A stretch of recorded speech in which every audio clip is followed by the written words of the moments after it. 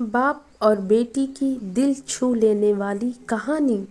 नैना कुछ दिनों से बुझी बुझी रहती थी, ना खाना खाती, ना ही किसी से कुछ कहती थी।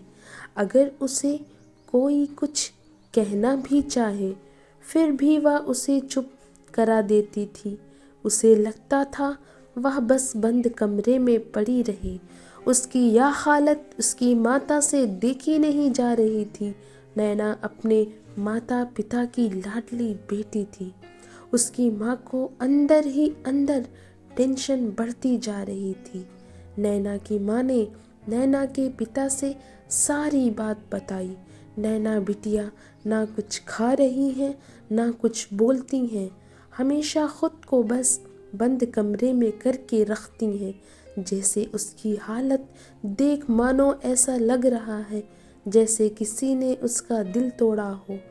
नैना के पिता कुछ देर तो चुप रहे, फिर बोले, मैं देखता हूँ, कहकर वह नैना के कमरे की ओर बढ़े। फिर बोला, नैना बिटिया।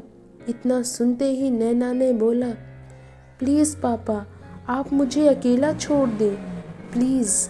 तभी उसके पापा ने कहा, अच्छा ठीक है, बस एक बार तुम मेरी बकवास सी कहानी सुन लो, फिर मैं वादा करता हूँ कभी कोई तंग नहीं करेगा। वह कहती है, फिर ठीक है, सुनाइए। नैना का पिता ने कहा, एक राजा था, उसका एक ही पुत्र था। राजा का पुत्र बहुत ही आज्ञाकारी था। राजा ने उसकी शादी की। शादी बहुत ही हंसी खुशी हुई। फिर वक्त बीतता गया और कुछ दिनों के बाद उनके घर खुशखबरी सुनाई दी। सब बड़े खुश हुए, परंतु राजा के मन में जैसे कुछ चल रहा हो। वह खुश नहीं था, क्योंकि राजा को केवल लड़का चाहिए। उसे लग रहा था कहीं लड़की ना हो जाए। बहुत सोचने के बाद उसने अपने बेटे को बुलाया और बेटे से बोला, जाकर अपनी पत्नी का चेकअप करवा दो, देखो कहीं उसके गर्भ में लड़की तो नहीं। बेटा बिना कुछ कहे अपने पिता से बोला, जी पापा, और वह डॉक्टर के यहाँ गए। चेकअप हुआ, फिर पता चलता है कि उसके गर्भ में लड़की ही है। फिर तो जैसे कयामत ही आ गई हो। राजा ने अपने इकलौते आज्ञाकारी बेटे को बोला, तुरंत उसे मार दिया जाए। लेकिन उनके आज्ञाकारी बेटे ने ऐसा नहीं किया और उसने अपना महल छोड़ दिया और वह अपनी ठाट बाट वाली ऐशो आराम वाली जिंदगी छोड़ देता। पागल लड़का, यहाँ तक कि उसने वहाँ से फूटी कौड़ी अपने हिस्से की नहीं ली। कितना पागल था ना, सब कुछ छोड़ दिया, अपना राजपाट सब। बड़ा ही पागल था, सच में उसे ऐसा नहीं करना चाहिए था। तभी दरवाजे पे खड़ी माँ अंदर आई और बोली, वह बेटी के लिए पागल शख्स और कोई नहीं, यही तेरे पिताजी हैं जो तुझे अपनी सच्ची कहानी सुना रहे हैं। तू कहती थी ना कि मम्मी, नाना नानी को तो मैंने देख लिया, काश पापा अनाथ ना होते तो दादा दादी का चेहरा भी देख लेती। तेरे पापा अनाथ नहीं है